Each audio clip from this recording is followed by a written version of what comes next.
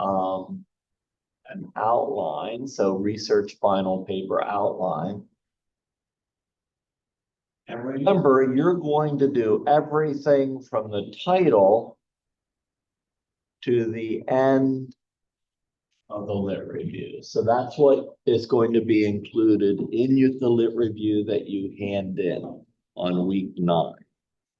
So, you know, so we're just going to talk about a few things tonight. And, I think that once we're done, so we'll probably talk about title page, abstract, problem, population, and issue on this recording. And then we'll have the lecture on the significance of the problem, which is a little different than qualitative and quantitative research. It's basically the qualitative and quantitative problem. Maybe we'll talk about that too, since we're going to talk about quantitative and qualitative research. So yeah, we might as well. So let's kind of walk through these intro sections, and then next week we'll get a little more into the lit review section, and then that should be it. You should just be writing it, working on it, and I can answer any questions if you have any questions. So the title page, as you write this research project, I do not want you to treat it like a paper, okay? I want you to treat it like, you're writing an article or a research project, like a grant proposal or something like that. Something professional, not just paper for class. So, your title page, you're going to work the title around your research topic. So for instance, it could be, it's not like research paper, whatever. What's one of your topics in here? What's your 2 topics? Codependency with adolescents. Something, what an adolescent? Codependency with adolescents. Okay. So remember, so they said codependency in adolescence. So remember, you're developing a treatment model for whatever the problem is. So it would be a comprehensive treatment model for codependency in adolescence. That would be your working title for the paper.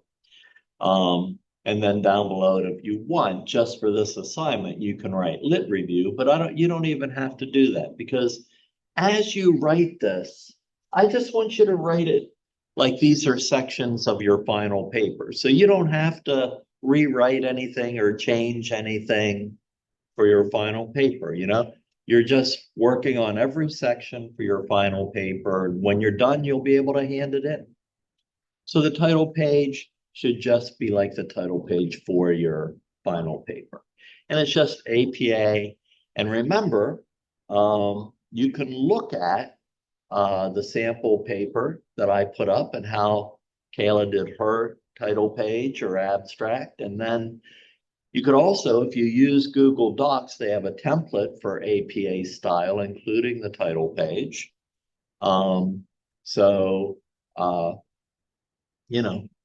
Just follow that format, basically.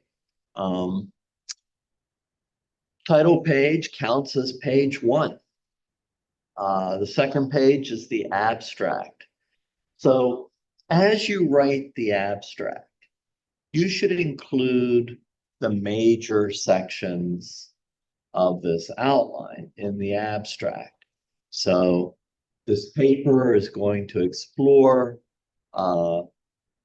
problems experienced by adolescents who are suffering from codependency, how it affects relationships and individual mental health and well-being.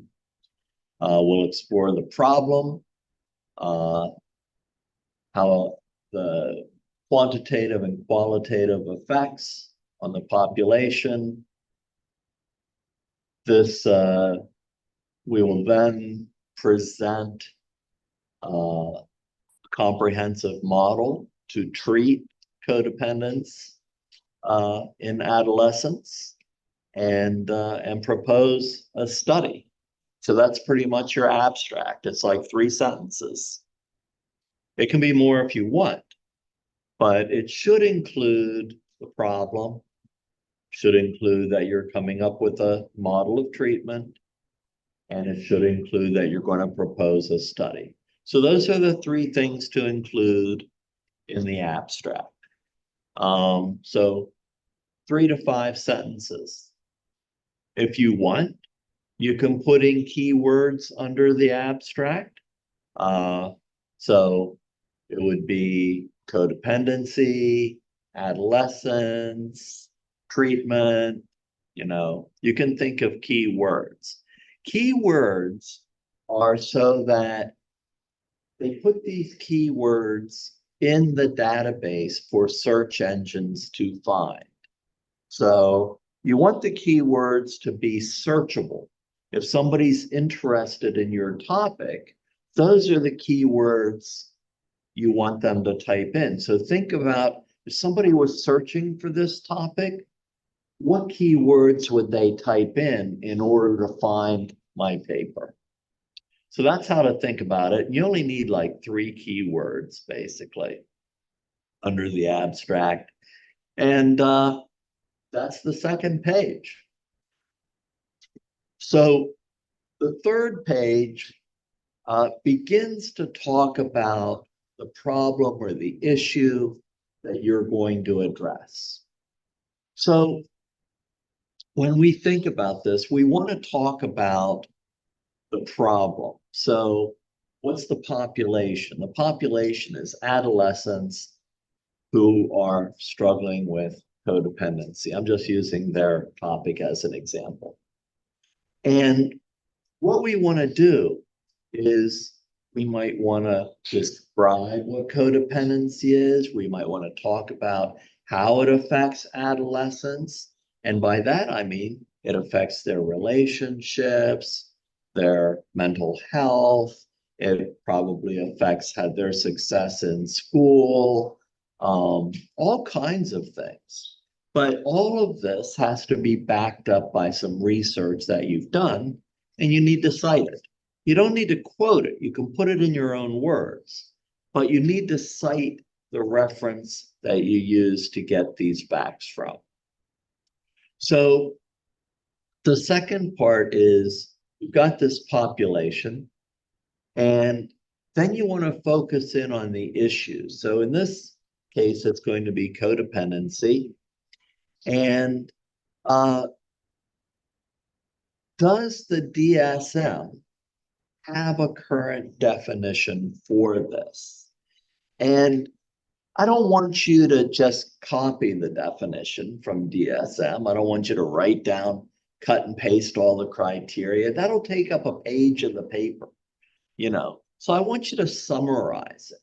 What are the key points? Now, if you want to quote part of the DSM, don't quote like half a page, quote like a little paragraph, I'd rather hear things in your words with a small quote, because I read the DSM. I don't need to read it again. And nobody wants to publish the DSM either.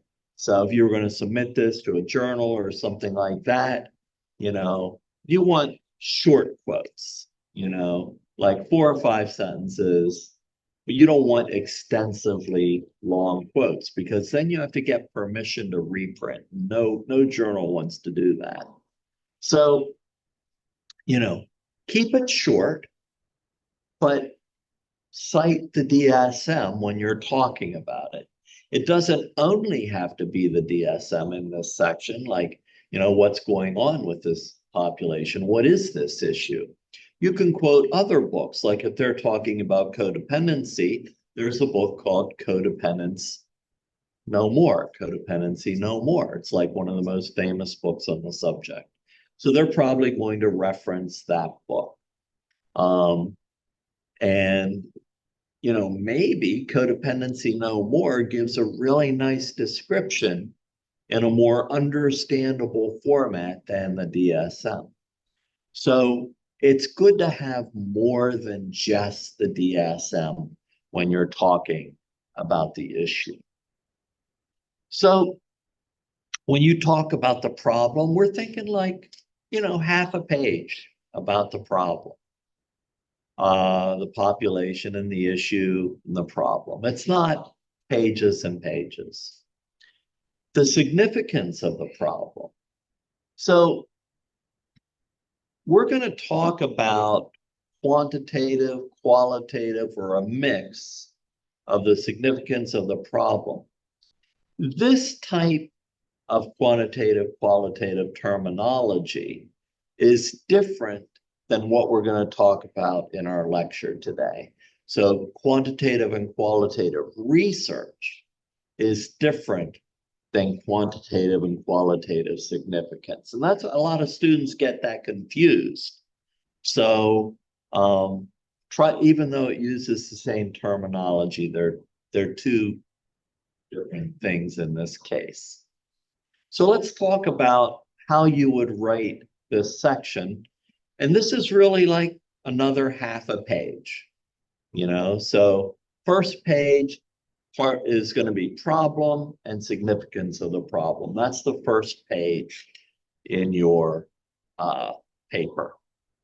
So quantitative significance is basically how many people do you suffer from this issue, either in the United States or Pennsylvania or whatever state you're in, or the world, or maybe a percentage of the population. But it's nice to have,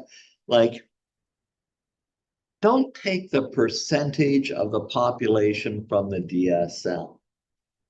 Because if you add up all the percentages in the DSM, you'll actually have more than 100%. I mean, I guess, people would have comorbid diagnosis. But, try to get these stats or percentages or number of people who suffer from whatever your problem or issue is from either books or journal articles beyond the DSM. You can reference both them and the DSM and see if they match. And this is one stat that you want within the last 10 years because our population changes, the DSM diagnosis, the criteria changes, things change. So try to make these stats, something within the last 10 years. And most people look at how many people suffer from this issue in the United States. And this, if you're going to do your study in, say, Pennsylvania, you might look at Pennsylvania if that stat's available. It might be, it might not. So quantitative stats on the significance of the problem is really about numbers. How many people suffer from this? So in this case, how many adolescents suffer from codependency or struggle with that issue in the United States? Sometimes you have to be creative. So you might find a statistic that tells you how many people suffer from an issue or a diagnosis in the United States. So then you got to be a little creative. You quote that or you cite it and you say, so-and-so maintains that this number of individuals suffer or struggle with codependency issues in the United States. So then, you kind of have to do a little math. You take the number of people in the United States, take number of people that suffer from it in that citation, what's the percentage, you know? And then you say, and you can put that in parentheses, that's the percentage in the United States, but that's of all people. Yeah. That's what I hate about that kind of stuff, because it's like ages like 5 and under can't be codependent, right? And so it's like the number is like the percentage is like skewed because you can't like That's how right. many 5-year-olds and under like are like you know what I mean? Yeah, I know. So so you just got to get as close as you can. I, So, you know, so you can say, uh, as a result, an estimate of adolescents suffering from codependency would be. So how many adolescents are there in the United States? You can find that, and you can take a percentage, the same percentage, and apply it to the number of adolescents in the United States. So you got to be, sometimes you got to do a little math. You can say, as a result, uh, this number of adolescents are estimated to struggle with codependency. So you kind of have to derive some for your specific population if you're doing like, adolescents or people over 40 or 40 to 60 or whatever segment of the population you want to talk about, you've got to do a little math and figure that out. I don't mind that because it may not be a segment of the population that's been addressed, and that's why you can't find a stat on it. So I think it's good in this case that you might not be able to find a statistic on it because it just means that that segment of the population hasn't been helped yet. So there's no stats on it. So I think it's actually a good thing. And the best you can do is say, it's estimated that based on the larger population and stats. So that's about the best you can do, but you should have some quantitative idea. It doesn't have to be exact, but somewhere you should find a number, you know, um, to mention in the significance of the problem. Qualitative is a little different. Qualitative is more about two things. It's either about, so let's say you don't have a large number of people, whatever issue it is you're trying to help people with. Maybe it's a small number, and they'll say, well, why are you researching this? It's a small number. Well, in my mind, just because maybe not as many people suffer from something, it doesn't mean there's no suffering. I mean, if one person suffered from something, I'd like to alleviate that suffering in some way. So I don't find insignificance in small numbers when we're talking about qualitative significance. So then you have to ask yourself, well, since it's not a large number of people, is the effect severe? So maybe it may just be a small number of people, but it severely affects their lives. And then that is definitely worth researching and helping them. So I think the qualitative is more about severity than quantity. Now, the final thing is maybe both. So what if it's a large number of people and it's a severe impact on their lives and ability to function on a daily basis? So that's really when we think about DSM, what's the impact on their lives and how does it affect their ability to function on a daily basis? So when we talk about severity, that's what we're really talking about.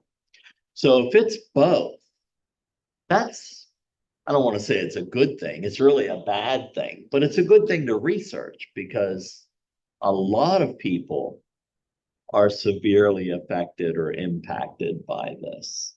So basically, if you figured out a way to help them, you'd be helping more people, basically, with a severe impact. So try to address all three of these under this section, under significance of the problem. So quantitative, get a number, qualitative, what's the impact on their quality of life? And is it both? Or is one more significant than the other? Okay.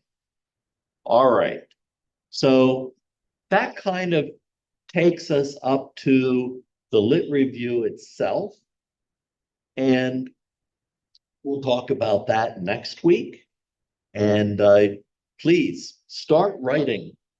Do not wait till the last minute for this. And, because it's a lot of work. I realize that. All right.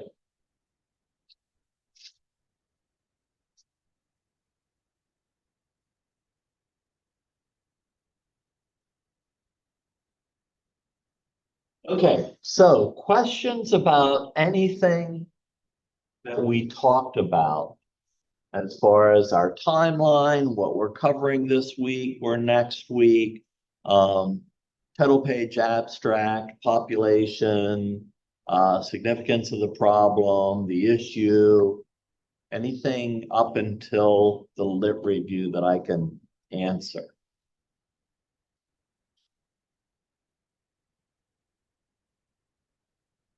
So, and just to check in, so since I used your topic as an example, did that make sense what I was saying? Oh, yeah. Yeah, I've done a lot of these in undergrad. It's pretty simple up to the lit review, pretty standard. Okay, okay. All right. So I guess the last thing I want to mention is that we had our K-CREP visit, and just in case we use this video again, this is fall 24. But yeah, we had our K-CREP visit. Everything went really well. I want to say thank you to all the students who helped and participated in that. During their exit review, they really said some good things about our students and what a excellent interaction they had with all the students. So thank you if you were part of that. So knock on wood, think things went pretty well. And they will be getting back to us. But yeah, I think everything went well. But that's also the reason if you are asynchronous, I have not gone over your references yet and commented on them. So that's the reason, but I'll do it this weekend. And next week, I will be giving points to all of the article reviews. When we do the lit review, remind me, I want to talk about how you can incorporate that one article review or critique into your lit review as well. All right, because you can't just cut and paste the entire thing. You got to kind of do parts of it. So we'll talk about that too. All right, let me stop recording and then we'll talk about our chapters.